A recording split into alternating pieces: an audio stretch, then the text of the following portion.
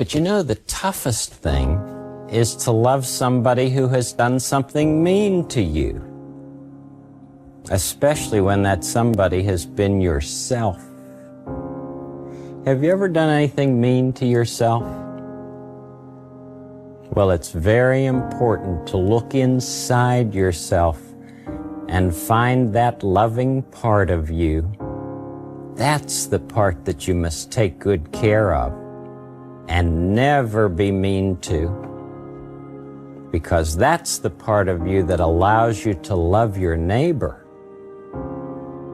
And your neighbor is anyone you happen to be with at any time of your life.